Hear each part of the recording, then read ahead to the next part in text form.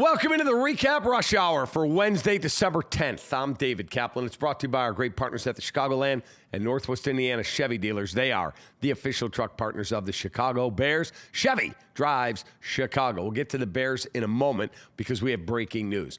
Michigan just announced they have fired football coach Sherrone Moore for an inappropriate relationship with a staffer. He's being fired with cause, according to the university, meaning they say they are not going to pay him another dime going forward. This could get really, really messy. Now, on to the Bears. Ben Johnson, Courtney Cronin wrote today for ESPN, was the first within the Bears organization to say it's going to take 11 wins to get to the playoffs. His players now repeating that same goal. Guess what? Cleveland rolls into town. This is a game you have to have. Here's Johnson when asked about it. Quote, "We have goals and we know what's out in front of us. It's just that awareness that every game matters. Every game matters. That's where this week you go from an emotional rivalry game like we just played. This week is equally important. We need this win. We desperately need this win." Weather forecast for Sunday's noon game against Cleveland Browns at Soldier Field, not a pleasant one. If you're going, get yourself some warm gear. Costco, I just bought for last week's Packers game, a lot of heated gear where you plug in the battery, charge it up. It will help because ABC 7, my friend Tracy Butler, reporting temperatures expected to be a high of 9, with wind chills projected to be as low as minus 25. That's going to be a rough one. Ben Johnson also said Kyler Gordon's injury didn't look very good, and it's to be determined whether they'll have him back at all this season.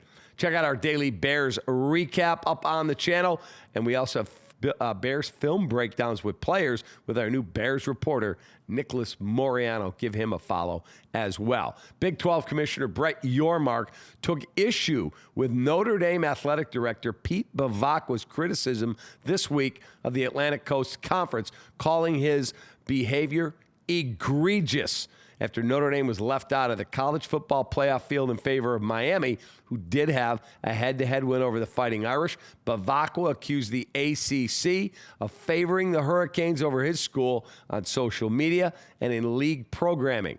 Jim Phillips, who's a great dude, former athletic director at Northwestern and Northern Illinois, and formerly at Notre Dame as the associate athletic director, well, he, as commissioner of the ACC, said, "We were promoting all 17 football-playing members of our conference." Don't forget, Notre Dame is an independent in football, but they are a member of the ACC in all other sports. That leads me to the Ankin Law Question of the day. 312-6-million for the best personal injury attorney in Illinois, the award-winning Howard Ankin, AnkinLaw.com. Do you agree with Notre Dame's decision to not accept a bid to a bowl game, thereby ending their season? My take is if the players didn't want to play, you have to respect your players. You can't force them. But if the players wanted to play and the university was saying we're going to take our ball and go home, that's ridiculous. And that is the height of arrogance. Again, if the players didn't want to play, that is a different argument. Best response, I want to hear what you say. You'll get a gift card to Lou Malnati's, LouMalnati's.com, for a location near you. Baseball. Winter meetings are wrapping up in Orlando, Florida. Pete Alonso gets a 5-year, $155 million deal to leave the Mets and go to the Orioles. Second big-time Mets player in 3 days.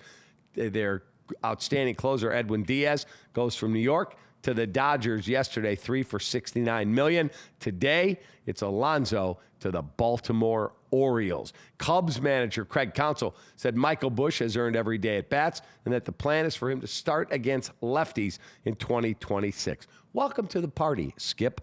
And Dodgers manager Dave Roberts, whose team is the highest spending team in the sport, stood firm by his support for a salary cap and a salary floor when he was asked about it again at the winter meetings in Orlando, Florida. Our Four Seasons, heating, air conditioning, plumbing, and electric. Stat of the day for all the right reasons. Four Seasons, you're going to love this. Year 2 in the NFL, Caleb Williams numbers versus year 2, Josh Allen.